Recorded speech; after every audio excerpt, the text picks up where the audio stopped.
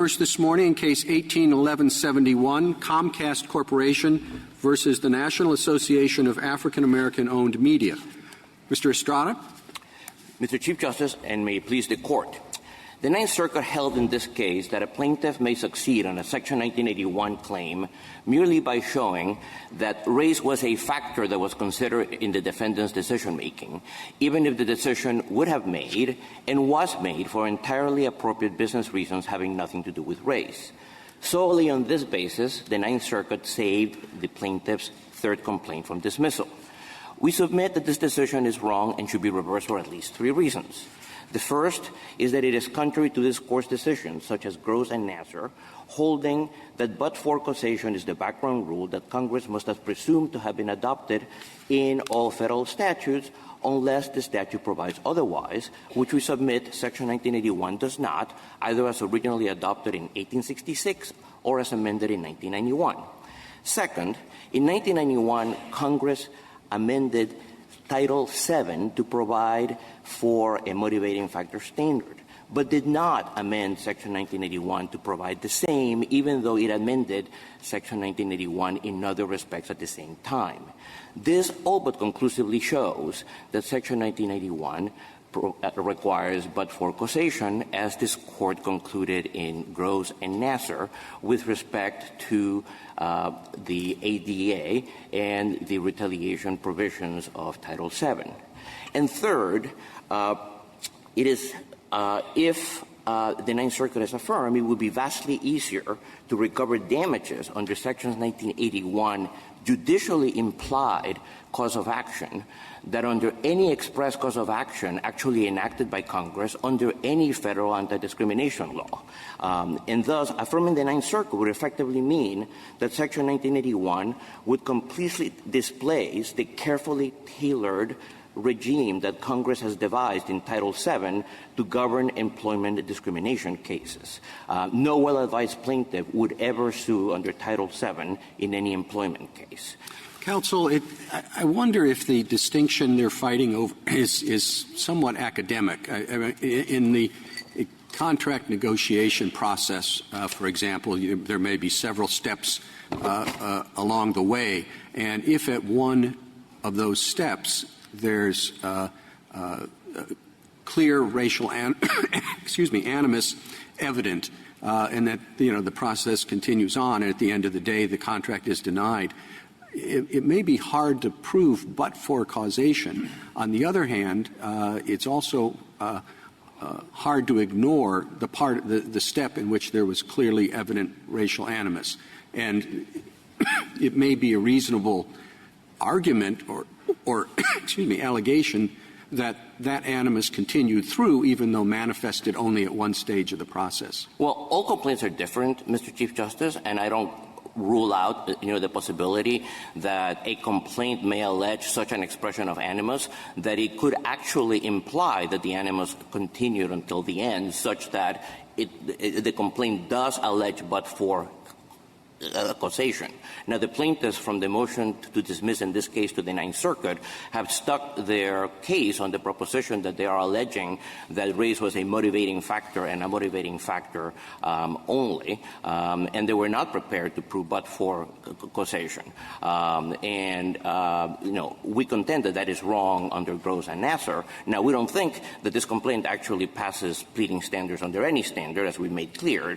But of course, it is also the case that we have cases like Gross and Nassar in which it is evident from the record that some consideration of the protected factor was made in the employment context. And at the end, the jury still had to be instructed that it had to determine whether that was a determinative factor in the decision-making. And in all of these cases, the court has already determined that the fact finder will have to make the decision, as Gross said, whether that factor not only played a role but also had, as Justice Thomas put it in Gross, a determinative effect in the decision-making. Mr. Estrada, you said that the respondents here continue to say that they don't have to prove but for causation.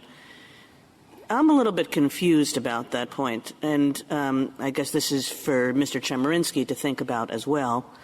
But in your reply brief, you make the good point that on page 47 or 49 of the respondent's brief, they seem to say the opposite. They seem to suggest, by quoting that Third Circuit case, the Cass case, right, that in fact they are going to have to prove but-for causation at the end. And the question here is really what they have to allege now. And if we take it that way, I mean, Mr. Chemerinsky can say what he wants to say about that, but let's just assume that that's true, that they are going to have to plead that they're going to have to prove but-for causation at the end. That is the ultimate standard in the case. But this is a complaint, and, you know, it's pre-discovery, and the plaintiff is not going to know what the defendant was thinking about in making whatever contract decisions the defendant was making. And so what do you think the plaintiff has to allege at the beginning? Well, I think, I have two answers to that. I think, first, the Ninth Circuit's ruling in this case had nothing to say about the difference between pleading and the merits. In fact, the Ninth Circuit worked from what was needed to prevail on the merits to then upholding the complaint. Yeah, so I take that point, and I would think that if my assumption holds, which is that the respondents do have to prove this at the end, then you would have to say that the Ninth Circuit is wrong. But you would still have the question of whether the complaint is sufficient. Yes. Now, the second point I was going to make is the whole question of whether there may be burden shifting has been introduced somewhat coyly by the respondent. We don't actually know what their position is on that, but I understand what they're trying to say based on the Cass case, that may be that but-for sort of applies in the sense that the burden of showing but-for causation is shifted to us, so that in the sense, what actually is happening is that they are arguing for the Price-Waterhouse framework without daring to name its name. Yeah, so they could be saying that, and I guess this is another thing for Mr. Chemerinsky to be thinking about. And they could be saying that this is essentially an attempt to shift the burden of but-for causation onto you. But they don't have to be saying that. Excuse me, Mr. Estrada. They don't have to be saying that. They could be saying, no, we really do believe that in the end we're going to have to prove but-for causation. But because we're pre-discovery, because we can't I mean, you don't want people throwing around baseless allegations in their complaint, that a complaint should be found sufficient even if it doesn't allege but-for causation. You know, it's enough to say they made a racist remark, and they gave contracts to lots of white firms that weren't as good as our firm, and that's enough. Yes. Well, the answer to, the bottom line answer, though I think the theory is that underlies all of your questions, is that the answer to your question is actually controlled by Rule 8, Twombly, and Iqbal. And it's actually very clear from Iqbal especially, which was a discrimination case, and from Twombly antecedently, where Justice Souter, in writing Twombly, said we do not want people to open the doors to discovery based on conclusory allegations or formulaic elements of the offense dressed up as factual assertions. And in our view, that's what we have in this case. And so it is not an answer to say, because you can say that in practically every case, antitrust, discrimination, etc., that the facts, especially with respect to mental state, will always be in the possession of the defendant. Mr. Estrada, though, isn't it? I'm sorry. Go ahead. Isn't it perfectly common when you're alleging a mental state of an opposing party and you have yet to have discovery to allege on information and belief mental states? And isn't that the simple solution here? Well, yes and no, Justice Gorsuch. You can allege that so long under Twombly and Iqbal as you also allege you have to have facts a good from faith, which... Right. But if positing Justice Kagan's facts, there's a statement, and you have some factual circumstances that might lead to that inference, yes. Then you would plead that mental state. And if you plead the factual circumstances that plausibly give rise to the inference, then you would have a case that plausibly complies with Twombly. But maybe. But I mean, you said Iqbal and Twombly, and that seems quite right. But we had this case before Iqbal and Quambly, which is in the Title VII context. I'm not sure how to pronounce it, Swierkiewicz or something like versus that. Sorema, yes. Which Twombly said, we're thinking about that case, and that case is still good law. And when that case said, this was actually a McDonnell-Douglas shifting case with the prima facie case. And Swierkiewicz said, you don't actually have to, in your pleadings, even show the prima facie case, that we understand pleadings in this field are really different.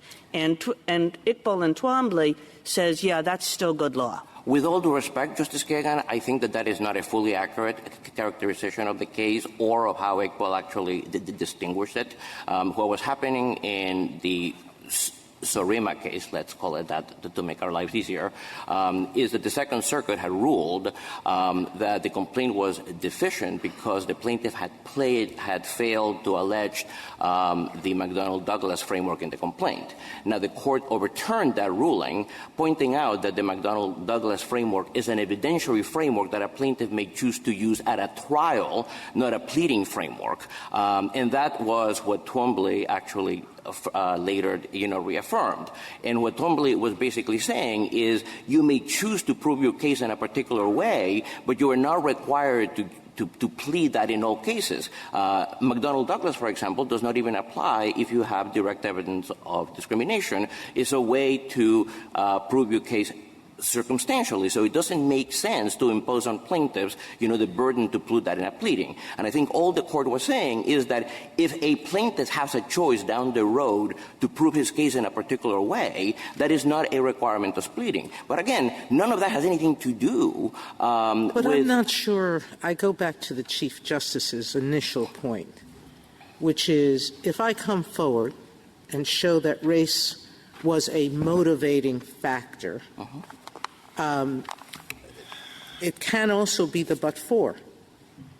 Until a defendant is deposed and discovery is held, then that becomes an issue for the trier of fact of whether or not that motivating factor was a but-for cause. So I think as long as you have enough in your complaint to show racial animus, and a reasonable inference can be drawn that that's a but-for cause, I think a plaintiff has done more than enough. What you seem to be suggesting is that they're required to anticipate every potentially independent reason you may have had without really knowing it, and disproving it in the complaint. That makes no sense. No, actually, I have said nothing to that effect, Justice Sotomayor. I have said that under Twombly and Iqbal, a plaintiff is required to allege facts, not conclusory recitation of the elements of the offense, that plausibly give rise to the inference. The problem is that the Ninth Circuit, neither the Ninth Circuit and even the government admits that it didn't look at this complaint through the lens that would be provided if we find but-for causation. Correct. But I will point out that if you find but-for causation, you would then have to examine that under the requirements of Iqbal that require... Not us, the Ninth Circuit. Well, somebody. It would be permissible for you, as you did in Twombly and in Iqbal itself. Iqbal, of course, was a discrimination case, and you examined the complaint in that case, too, thinking that would be informative for the lower courts. It would not be, with all due respect, as many worthy efforts have been made in this case to blue line the complaint in this case for the edification of the court. I mean, it is worth reading because there are any number of allegations in the complaint. There are a lot of if the respondents now agree that in the end the burden of the substantive standard is but-for, is there a dispute about that issue before us, or is the only question before us whether enough facts were pled under 12b-6 and Iqbal and Twombly, which is what this seems to have devolved into and is therefore not the big issue that has been portrayed? Well, I think they would further have to agree that what they mean is but-for causation, and they bear the burden of persuasion like on all elements. So the disagreement then would be, if the evidence is exactly in equipoise, which way does it go? No, I think that's what it would be.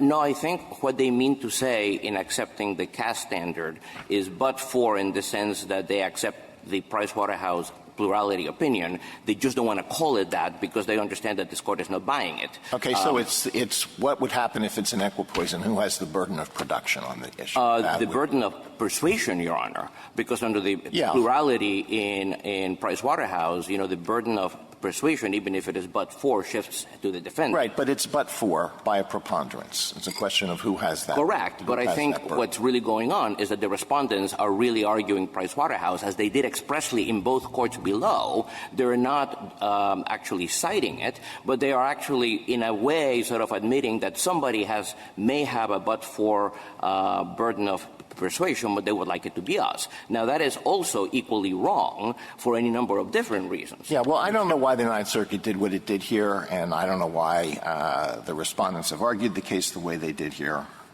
But if you look at the recitation of facts on pages 3 to 5 of the respondent's brief, could you say that those are insufficient to raise, if pled, those would be insufficient to raise to satisfy the pleading standard, even if the burden of persuasion is but for causation?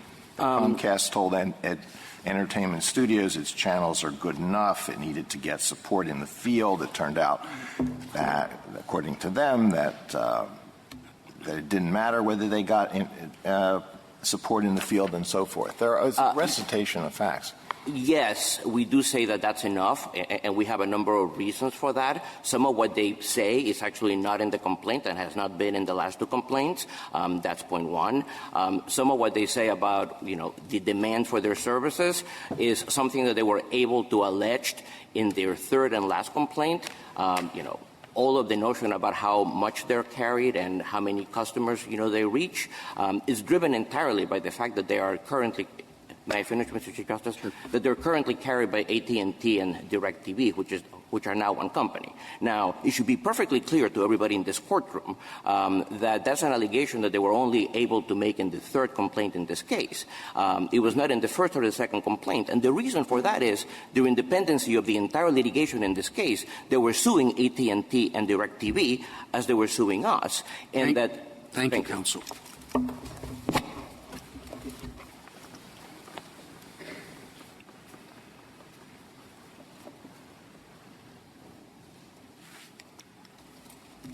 Ms. Ratner? Mr. Chief Justice, and may it please the Court, the Court of Appeals found that a plaintiff can prevail under Section 1981 if race played any role in a decision not to contract, even if it was not a but-for cause. That's wrong under this Court's decisions in Gross and Nassar, and nobody defends that test as the ultimate standard for causation under Section 1981. Instead, and I think this gets to Justice Kagan's line of questions, respondents invoke burden shifting to argue that at the pleading stage, a motivating factor can be enough. That might have been true under Pricewaterhouse burden shifting, but Pricewaterhouse no longer controls. So for the first time, respondents turn to McDonnell-Douglas burden shifting instead. But McDonnell-Douglas, even if it applies in this context, is not relevant to the causation question. It shifts only the burden of production at trial, so it can't affect the elements that a plaintiff needs to prove or that a plaintiff needs to plead.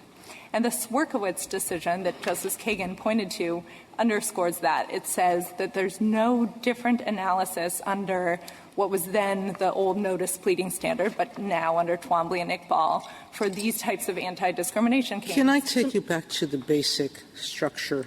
Mr. Chemerinsky can speak for himself as to what burdens he's accepting or not, okay? But I'm looking at the statute, and I don't see any of the but-for language because of or any of the other that we have interpreted in any other statute. What I see is a statute that says all citizens must have the same right. And if you talking about in the making, performance, execution of the contract, And we've also said the civil rights law was designed to eliminate all race discrimination. I'm not sure how we can square those two things with a but for. How can it be that if you're treated differently because of your race in the formation of the contract, but you're denied the contract for another reason that other people may have been denied for, but you were treated differently, more burdens were put on you, more expenses were put on you, and at the end they say, we really would never take on anyone like you with your business because, and it's true, nobody with your business plan has been accepted before, but you've been run around in circles and made to expend a lot of money.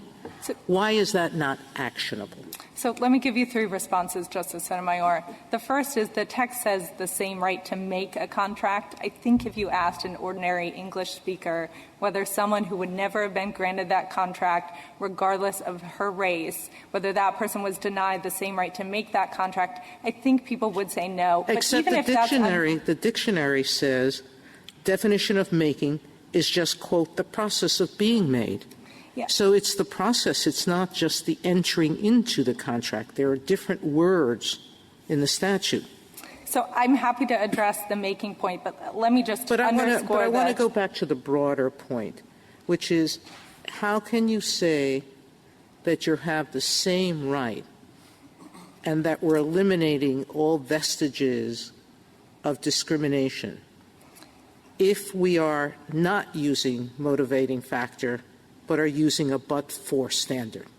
Justice Sotomayor, there's a lot baked in there. I think to the extent you think there is some ambiguity in the same right language, the next place to look is a very important textual clue, and that's Section 2 of the 1866 Act. So when Congress originally enacted this provision, Section 1 was the General Declaration of Rights, Section 1 of the 1866 Act. That's now become Section 1981. And Congress had an enforcement mechanism, Section 2, and that does use classic but-for language. So I think that's a good indication of the substantive scope. And true enough, 100 years later, this Court inferred a private right of action, but I don't think that can change the substantive scope that Congress enacted. I just, unfortunately, I'm stuck back with the Chief Justice's question, and I think Justice Gorsuch was elaborating on that. But as I understand their questions. But anyway, my question is, I don't understand if we're talking about pleadings, what's the difference? I mean, they have some evidence. And the evidence is on information and belief. We think that the defendant here used race improperly to deny us the contract. Then they list it. And who cares whether they say it was a motivating factor or whether they say it was a but-for? I can understand it making a difference later when you decide who has the burden of proof, because at that point, the defendant, maybe he should have the whole burden of proof. After all, he knows what's going on in his mind and the plaintiff doesn't. Or maybe you should say you split it, production versus, but we're not apparently arguing about that. We're just arguing about the complaint. And sure, you want them to say information and but-for, they'll say but-for. You want them to say motivating factor, they'll say motivating factor. Can you give me a case where it makes a difference? Yeah, Justice Breyer, I think it's often going to make a difference later down the line. Yes, later down the line. But if we eliminate that out.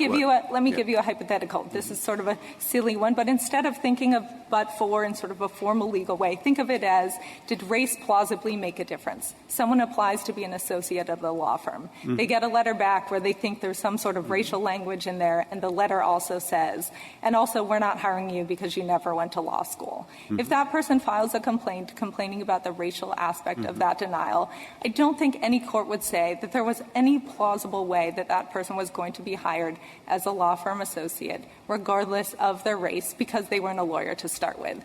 Those are the types of things that are going it wasn't to be a motivating factor. It wasn't a motivating factor, and it wasn't a but-for condition. So there we are. I think the core difference, and you see that in the Court of Appeals decision, is the idea that race could have been some sort of consideration, but a consideration that had no ultimate effect on the result. Well, if it's a consideration, it's true it wouldn't be a consideration where the applicant was a white person. Indeed, it couldn't have been. And if the applicant is a black person, it could be. So this statute says you should treat a white person and a black person alike. And so, I mean, that's their reasoning. If it really does make a difference, and I'm stuck on both those points. If it really does make a difference, then you have but-for causation. But-for cause does not mean sole even though cause. It says alike, and even though a black person and a white person, even though a white person wouldn't be treated that way, because, of course, he couldn't be. On that separate question, the statute does not say everybody is to be treated alike for all purposes. It says that everybody, regardless of race, has the same right to enter a contract. And we certainly agree that any consideration of race is pernicious and it has no role in private conduct, but this Court has made clear in Domino's Pizza that Section 1981 is not an omnibus remedy for all racial injustice. Well, I think what you're saying is that this makes a difference at the pleading stage in those rare cases, if they exist at all, where the complaint goes out of its way to refute itself. I think that is very true. And I think there are certain circumstances, and we don't have a position on whether this case is one of them, where someone could go out of their way to say what the potential arguments of the defendant are. But where the rubber is going to meet the road in a lot of these cases is going to be at summary judgment. So we think it's important that the Court— You agree in this case that we should vacate, therefore, and remand and not resolve the issue here? We don't have a position on whether this particular complaint satisfies Twombly and Iqbal. We don't think the Court's ordinary practice would be to go on and resolve that question. Is there anything formally stopping the Court? You agree it's unusual with a complaint with paragraph after paragraph of allegation like this to toss it at the 12b6 stage?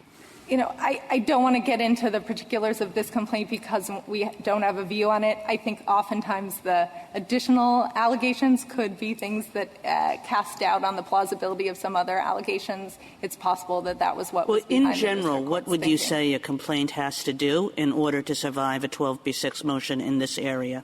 A complaint has to do exactly the same things that a complaint needs to do under the Age Act, under the ADA, under Title VII of retaliation claims. This isn't a new innovation. It's just plead enough to think that race made a difference. And if a judge looks at those allegations and plausibly believes that race made a difference, then that's going to be enough to survive under Twombly and Iqbal. You endorsing the McDonnell-Douglas burden shifting, not burden shifting, but the burden remains with the plaintiff, but the production with the defendant to set forth the reasons why?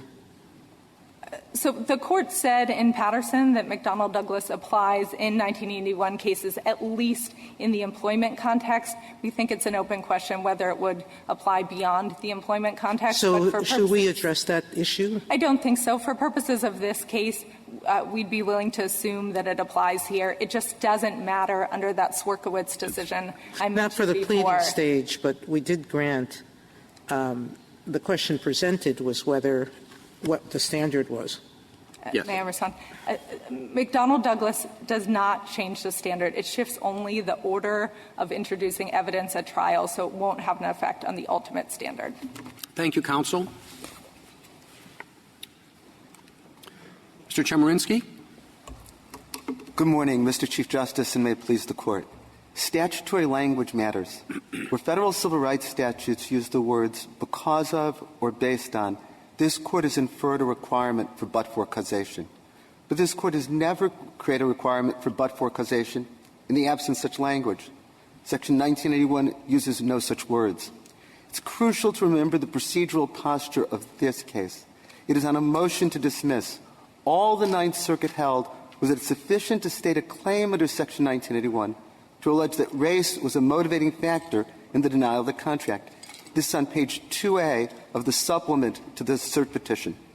There is a good deal of confusion in this case so far about the relationship between motivating factor, but-for causation, and burden shifting. Where this Court has adopted a motivating factor standard, it's then adopted a burden shifting framework. That's true in constitutional cases. It's true with regard to Mount Healthy versus Doyle and Village of Arlington Heights. It's true in statutory cases like McDonnell-Douglas and Berdeen. On the other hand, where the Court has adopted but-for causation, it's rejected burden shifting, such as in Gross v. FBL Financial Services. Ultimately, Your Honors, the issue before this case, what was pled, can resolve by looking at the plain language of Section 1981 and Congress's broad remedial purpose. To start with the plain language, Section 1981 says that all persons should have the same right to contract as white individuals. This is about creating a requirement for colorblindness with regard to contracting. If race is used as a motivating factor in denying a contract, then there is not the same right with regard to contracting. Also, in terms of the plain language of the statute, it's very important to compare Section 2 of the Civil Rights Act of 1866 with Section 1. Section 2, which provides for criminal consequences of violation, does use causal language, such as by reason of, and cause to be subjected. Section 1 does not use such language. At the end of the day, what is the burden of persuasion in this case, in a case like this? Your Honor, this Court has never reached that question, and it's not presented here on the pleadings. Ultimately, the question would be, does the burden of persuasion shift as under Section 703M, or does it remain with the plaintiffs at all times? We think that implicitly, by in Patterson v. McLean adopting the McDonnell-Douglas-Berdeen framework, it would say the burden of production shifts, but the burden of persuasion is always with the plaintiff. The burden of persuasion as to what, Mr. Chemerinsky? What is your view as in the last analysis, ultimately? Does but-for causation have to be shown? In the end, Your Honor, I believe that this Court's adoption in Patterson v. McLean of the McDonnell-Douglas burden-shifting framework does indicate that the burden of persuasion in the end would rest with the plaintiff. But burden of persuasion as to what issue? The burden of persuasion in terms of showing that the contract would not have been issued but for race. Okay, but that's very different, of course, Your Honor, compares to what has to be pled. Yeah, so this is just a pleading case. This is just an issue of whether it's a 12b-6 Iqbal Twombly pleading case. That's exactly right, Your Honor. That's why I began in my introduction by pointing you to page 2A of the supplement to the cert petition, where all the Ninth Circuit held was that in this case the plaintiffs had to plead that race was a motivating factor. You're not agreeing with the Ninth Circuit, then? No, Your Honor, I am agreeing with the Ninth Circuit. Not with their test. Well, remember, in this case, all the Ninth Circuit focused on was pleading, and that's all the Ninth Circuit should focus on, because this is on a motion to dismiss. Now, I do think there's an issue down the road that could be faced, is at the very end, who has the burden of persuasion. Here, I think Patterson v. McLean... You just said, I thought, to Justice Kagan that the plaintiff would have the burden of persuasion at the end of showing but-for causation. Did I mishear that? No, you didn't, Your Honor. What I was saying was, in Patterson v. McLean, this Court adopting the McDonnell-Douglas burden-shifting framework, McDonnell-Douglas shifts the burden of production, but never shifts the burden of persuasion. And so in that sense, that's why we said Patterson v. McLean seems to answer the question. So all you're arguing, I think, is if you plead motivating factor, that that's enough to survive at a pleading stage. Exactly. But you accept that as a matter of burden at trial or in summary judgment, you do have to prove but-for causation. That's what this Court, I think, implied in Patterson v. McLean by adopting the burden-shifting framework. So what do you do with the extreme example that the Assistant Solicitor General raised? You're black, and you're not a lawyer. We don't hire non-lawyers. And you don't allege in the complaint that you're a lawyer or that you graduated from law school or whatever. What happens in that? I assume in that instance that there's not sufficient allegations, even under Skorkowitz v. Surima. But, Justice Sotomayor, imagine a different example. Imagine that somebody files a complaint that says, I went to a hotel to rent a room, and I was told that I was not going to get a room because none were available, and also the hotel doesn't rent to blacks. Should that be sufficient to survive a motion to dismiss? We would say yes, because it says race is a motivating factor. The argument on the other side is because it doesn't allege but-for causation, that wouldn't be enough. And that shows why but-for causation is an inappropriate, in fact, often an impossible standard at the pleading stage. You asked, if I understand your answer to Justice Sotomayor's question about Ms. Ratner's hypothetical, why is it that fails, under your view, at the pleading stage? They would say, well, based on whatever the racial indication is in the letter, that may have been a motivating factor.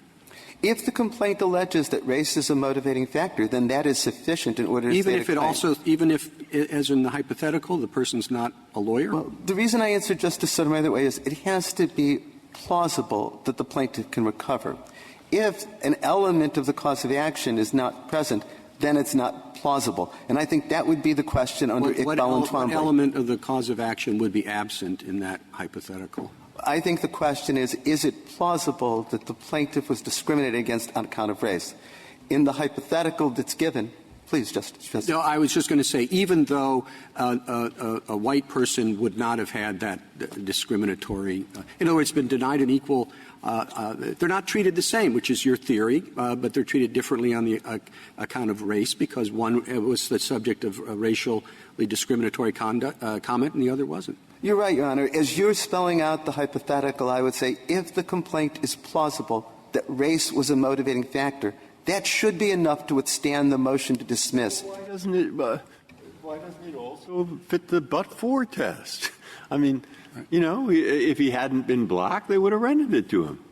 Well, but, Your Honor— I mean, why on those same facts can't you put your bottom line and therefore but for the racial discrimination? What's the difference? Go back to the hypothetical. I can't get the difference between motivating factor and but for. But there's an enormous difference, which is why this Court has so often said motivating factor. Let me go back to the hypothetical that I gave to Justice Sotomayor. Yeah. A hotel says to an individual that we're not renting a room to you because we have no rooms and because you're black. Right. That doesn't allege that race was a but-for cause. No, but it does allege the famous tort case that every student studies, the two hunters, okay? Summer versus Tice. The two, yeah, correct. Thank you. Excellent. Head of the class. But in that case, you had two hunters, and they both shot the person, and either would have been sufficient. Now, no tort professor ever said that doesn't meet the but-for case test. And even though literally it would have happened anyway.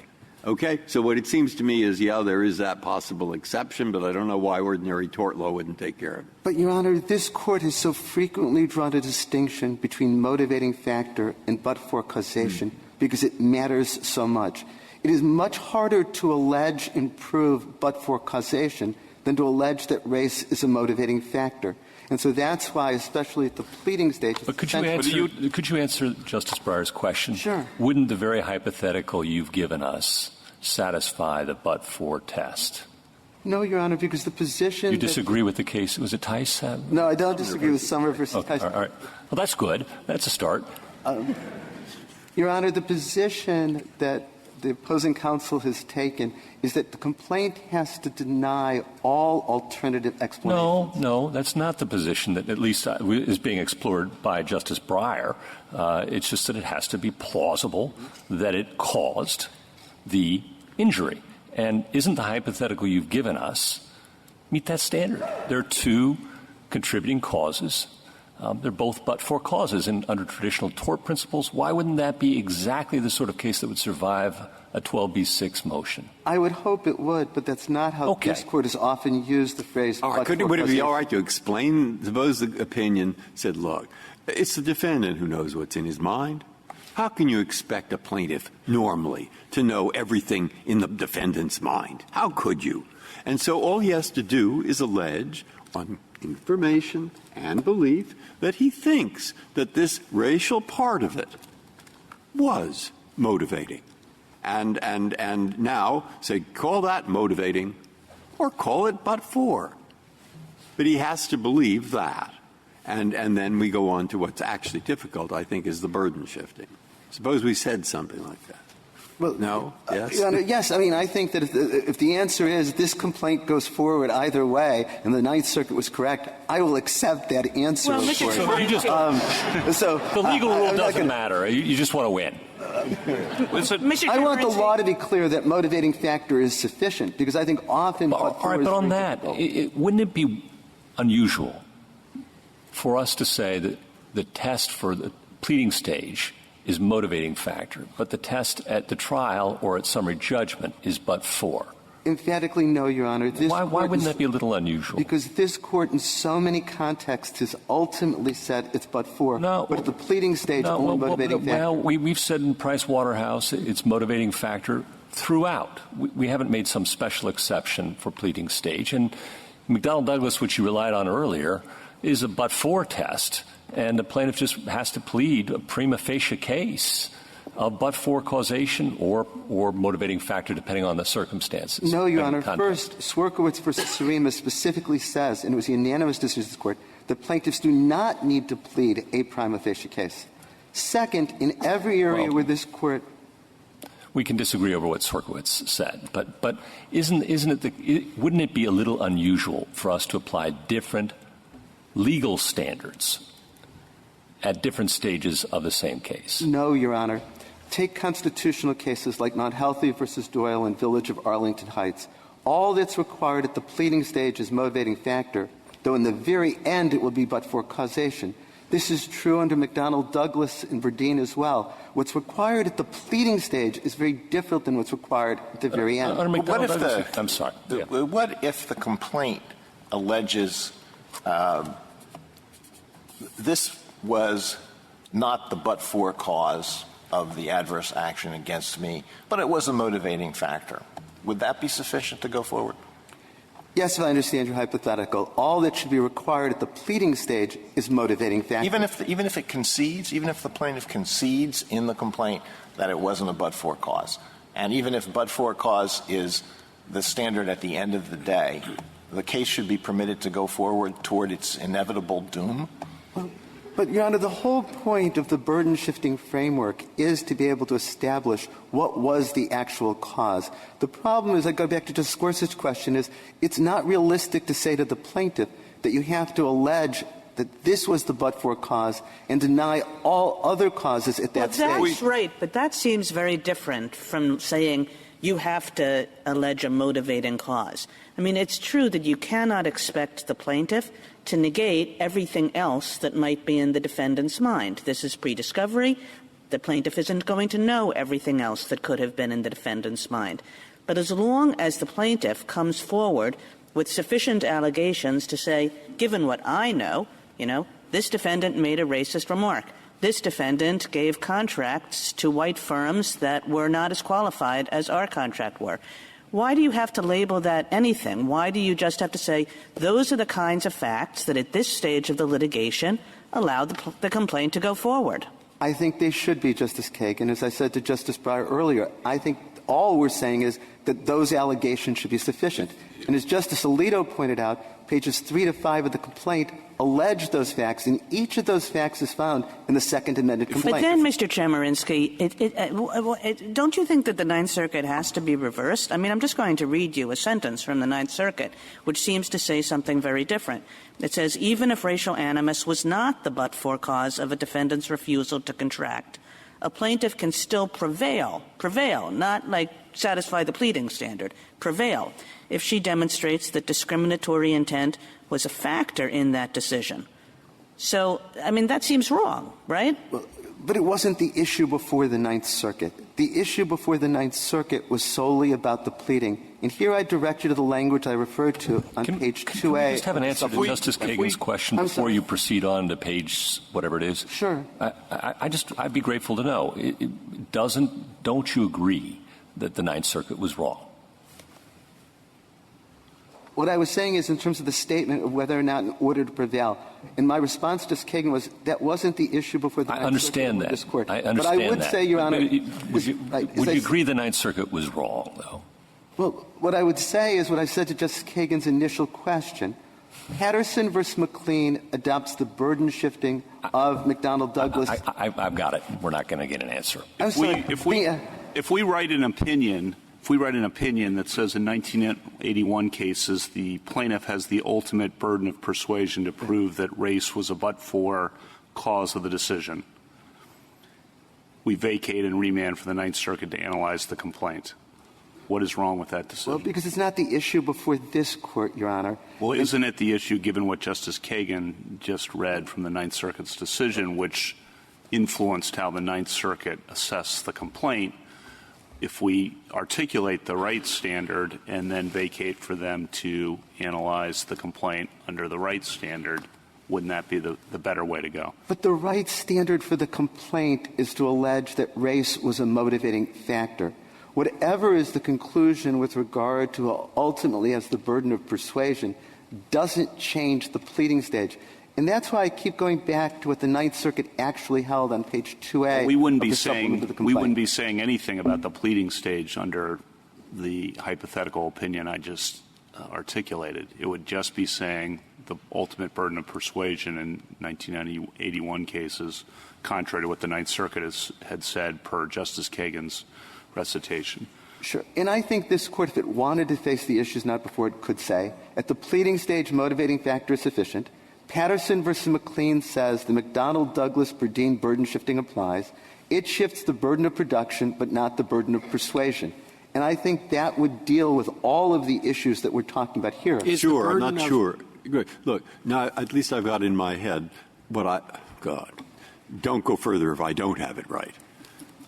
Smith says, this man wouldn't contract with me. I know him.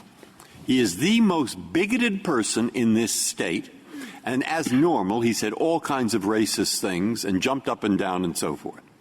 And by the way, he's my fifth cousin, and he hates me. And I've never met anybody who hated me so much. And I think, for both reasons, he would have never entered into this contract. Now, there we have two sufficient causes in the absence of the either. And do you win under this statute or do you not? Because the reason they put it in the pleading stage is if what you allege, I don't know that there ever's been a complaint like this, but if there were, if you don't win, then why do you let you go further if you can't win? Your Honor, because this Court has said we don't want to determine at the pleading stage what was the actual cause. That's a question of fact. But do you think you do win or not? I mean, the two hunters, they win. Do they win here or not? If at the end the plaintiff concedes that he or she would have never gotten the contract anyway, I believe at the end, under the standard adopted in Patterson v. McLean, the plaintiff would not prevail. So but that doesn't. I'm sorry. Go ahead. I want to say, but that doesn't tell us what's required at the pleading stage or at the prima facie case stage. We're talking about what is or is not before us. It seems to me that your focus is on the availability of the burden-shifting mechanism, right? Yes. Okay, well, that's not in the question presented either. That's correct, Your Honor. I think the only reason that I go to the burden shifting was Patterson v. McLean adopted the burden shifting, and it answers many of the questions that have been put to me today. But the only issue before you, because this case is on a motion to dismiss, is pleading. Mr. Chemerinsky, the worst thing we could possibly do is to try to describe a pleading standard on the basis of McDonnell Douglas or Price Waterhouse, which were trial burdens or summary judgment burdens. Why isn't it simple enough to say, from the allegation, it's a reasonable conclusion that race was the reason for the denial of a contract? Exactly, Your Honor. That's all you need to say in this case. And I don't disagree with you, potentially, that in most circumstances, you prove a motivating factor. That'll be enough. That's what I think my two colleagues have been saying. And I hesitate agree. to say something's the worst thing we could do. Yeah. But no, you're right. We've done a lot worse. But if it is a reasonable conclusion based on what you've alleged, why have you so strenuously resisted alleging but for causation? Your Honor, because we live in a world of multiple causes, and we believe that all that's required by the plain language of the statute or by Congress's broad remedial intent is that race be a motivating factor. We do actually allege but-for causation in the complaint. I mean, if you look at the complaint itself, and I can direct you to the specific paragraph of the complaint, it says but-for causation. Paragraph 103 of the complaint says that the denial of the contract was, and I'm quoting the words, on account of race. And the specific paragraphs of the complaint support that. So we do have a section in our brief that we meet the requirement for but-for causation. But I think when you focus on the statutory language, when you focus on Congress's broad remedial purpose, it did not mean to impose a requirement for but-for causation at the pleading or at the prima facie case stage either. It just strikes me as confusing to throw in a different causal standard for the pleading stage as opposed to the ultimate stage, as opposed to saying, look, at the pleading stage, we understand that not everybody's going to know everything, so we're going to not require too much in the way of proof. I mean, you're suggesting that but-for cause is sole cause. But-for cause has never been sole cause. There can be 3 but-for causes in a case. You know, if you take away each of these 3 things, the outcome would have been different. But motivating factor is something different. Motivating factor you can take out and the outcome would still be the same. And it just seems quite confusing to me to put in something that's not the same question as the ultimate question at the pleading stage, rather than to understand the pleadings are pleadings and they're before discovery and nobody can be expected to know what the defendant is going to say. I disagree, Justice Kagan. This Court has repeatedly adopted a motivating standard pleading approach, even though in the end it's a but-for cause standard. I go back to what I said to Justice Gorsuch. If you look at the constitutional cases like Mount Healthy versus Doyle, Village of Arlington Heights versus Metropolitan Development Corporation, all that's required at the pleading stage is a motivating factor. That's true with regard to Title VII as well. It's a motivating factor standard at the pleading stage. I think to require a but-for causation at the pleading stage would be often an insurmountable burden. In fact, that was Justice O'Connor's point in Price Waterhouse, how but-for causation is so difficult. I'm sorry. These cases, as you know, are not usually thrown out at the motion to dismiss stage, and usually you have the ultimate legal test in mind, and you just look at the facts alleged in the complaint to see, as Justice Sotomayor rightly said, whether there's a way you could plausibly infer from those facts that it would ultimately meet the test for 1981 or for discrimination. And this is a helpful question for you. Isn't that just how it usually works? Yes. Yeah. Yeah. In other words, we shouldn't get in, or why should we get in? I guess I'm picking up on Justice Kagan's now. Here's the legal test for 1981. Go look at the facts alleged in the complaint, the facts, and just see whether they would meet the standard. And it's pretty rare, at least in my years of looking at discrimination complaints, it's pretty rare to throw one out at the motion to dismiss stage, long as it passes, a pretty low bar. And that's exactly right. And that's what the Ninth Circuit did if you read the opinion in this case. The Ninth Circuit says on the bottom of page 2A that the only question before us is the pleadings. And it says that the standard is motivating factor at pleadings. And at the top of page 3, it then says that's met. The problem, and I'm repeating myself, but the problem is that they were assessing that arguably, as Justice Kagan pointed out, with the wrong test in mind. If they had the right test in mind, they still might allow the complaint to go forward. But that was the question presented in the cert petition. But I think all this Court needs to say then is that the Ninth Circuit is correct in saying that the pleading stage motivating factor is sufficient, and perhaps you want to remand to assess whether or not they applied the standard. Though I think, again, if you look at top page 3 of the opinion in this case, that's exactly what they did was say there's plausible allegations here that race was a motivating factor. But you've told me that we don't even have to do that because you say that you did plead but-for cause. Yes, Your Honor, we did plead but-for causation, but we do not believe that it's a requirement. We believe that the pleading stage, all that's necessary is motivating factor. Well, that sounds like an advisory opinion for me saying, well, they're not arguing that but-for cause is required, but they alleged it anyway. But we're supposed to forget about that and instead address this very slippery question, which isn't even presented under your argument today. Yeah. I agree with that. I think the only question presented is about the pleading stage. It's quite notable that there was a second question in the cert petition that this Court did not grant cert on, and that was the question of whether or not the plaintiff has the burden of negating all other explanations at the pleading stage. I think that shows why we're here today and what we're arguing about and why it matters so much. But I agree completely, Chief Justice Roberts. All that is before this Court is whether the Ninth Circuit was correct that at the pleading stage just has to be alleged that race was the motivating factor in the denial of the contract. I know you didn't draft the complaint, but the complaint goes on and on and on with a lot of facts, including an allegation that Comcast entered into a racist conspiracy with the NAACP, the National Union League, Al Sharpton, and the National Action Network. And you think that had any effect on what the district court did here in granting dismissal under 12b-6? It shouldn't, Your Honor, because it's not in the second amended complaint. And the only operative complaint before the district court, and the matter that's now before this court, was the second amended complaint.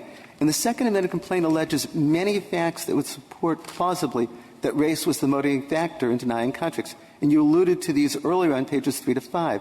These are such things as that Mr. Allen was told over many years things to do and he'd get carriage. He did those and didn't get carriage.